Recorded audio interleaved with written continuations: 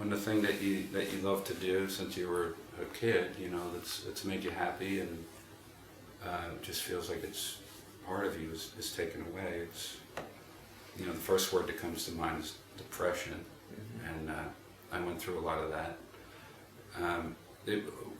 When I, you know, it's funny, I got hit with so many things at once. At the same time that I was diagnosed initially with this problem, my mom was also dying of cancer, who we eventually lost.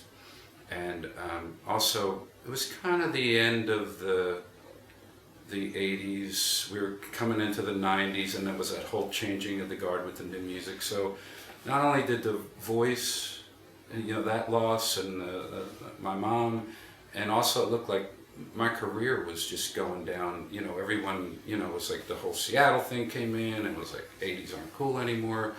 And probably the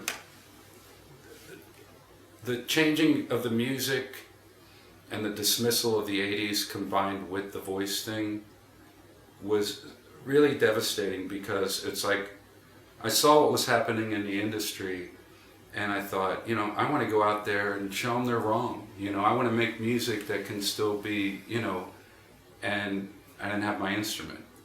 So I didn't have, you know what I mean? So it was just kind of like, it was hard to kind of have those two things hit at the same time, where the one makes you want to fight and be like, you know, I don't want to be just tossed aside, you know, with the whole decade and the way things, you know, that whole thing changed in the 90s with the music. And I, when I say that, it's, to me, that was more the industry.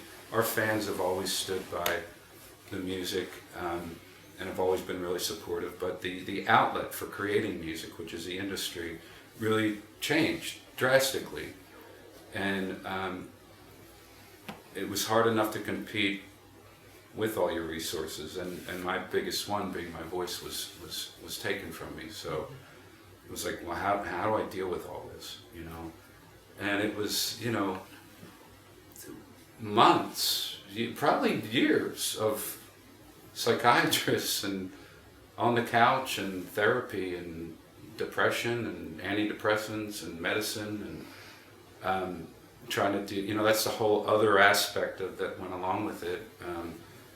You know, and people would say, well, you've got lots of other talents, you could be a producer or just write songs, and it's like, that's true, but that's not what I want to do.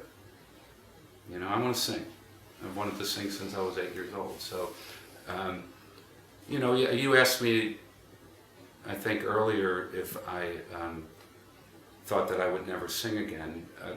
Yeah, I did, but there was something inside me that somehow made me feel like that I would, because I think I would have given up. So there was something that kept me going, and I honestly, I don't know what it was, because we're talking, this has been a 20-year battle, and it'd be different if it was like this the whole time, but it's just been like, you know, you would get where it was like, whoa, I think I'm making some progress, and then it would just like go away. And just difficult, very emotional, hard things to deal with.